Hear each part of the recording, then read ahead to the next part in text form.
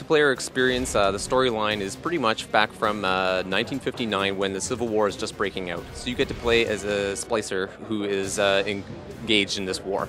Give us a little bit of a background on the relationship with the scientist there that's kind of experimenting on them. So Sinclair, which is that scientist, he is the character who provides you with the package that has the various plasmids and weapons in it that you can use to equip your character.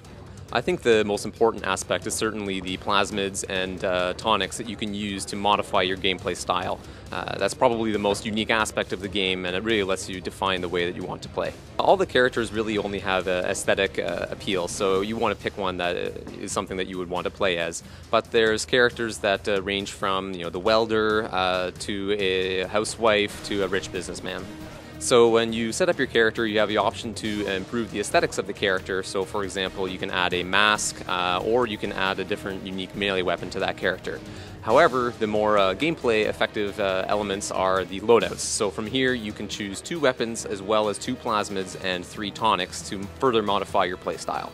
The ones that we are revealing today are, we have the Geyser Trap as well as the Arrow Dash. Geyser Trap is a plasmid that you can throw on the ground or on enemies that allows you to either propel yourself up into the air or an enemy into the air as an offensive plasmid. Arrow Dash is another one that can be used. It's kind of the same idea where it's both offensive and defensive. You can use it to escape. It kind of propels yourself forward, but also if you happen to collide with an enemy, it stuns them. The Houdini plasmid is a new plasmid which is essentially similar to the Houdini splicers from the original BioShock 1. It makes you go invisible, although there's a big cloud effect, so it's obvious when you're going in and out of invisibility. Capture the Sister mode is a new mode where there's a little sister on one side of the team and the opposing team needs to capture her and put her in a hidey hole. And that's the objective of the game, to get as many as you can. Once the time runs out, then the teams switch and the previous defenders now are the attackers, and now their objective is to get her in the hole. And from there on, whoever acquires the most captures is the winner.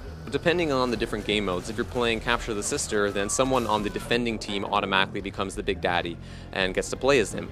In the other modes, it's a pickup. So throughout the level, you'll see a Big Daddy suit, and then if whoever gets to that first, they can optionally choose to become the Big Daddy by pressing a context action. We're revisiting a lot of the maps from the original game. So for example, Kashmir Restaurant or Home for the Poor.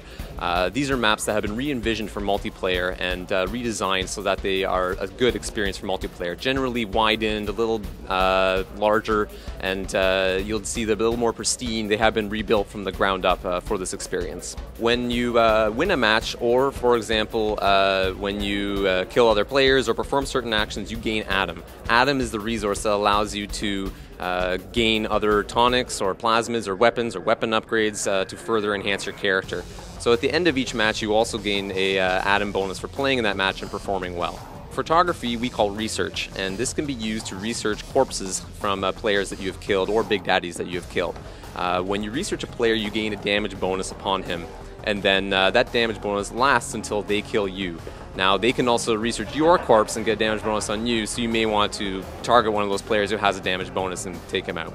My favorite tactic would have to be telekinesis. So I like to hunt the levels for barrels, explosive barrels, grab them with TK and whip them at people. It's a pretty instant kill and their ragdolls go flying, so that's a great one. It's a great multiplayer game. I hope it'll be a unique experience. I think the plasmids and tonics really add something that is different for the player, and I hope that everyone enjoys it. So that's BioShock 2 multiplayer, and it's coming out in February 9th, 2010.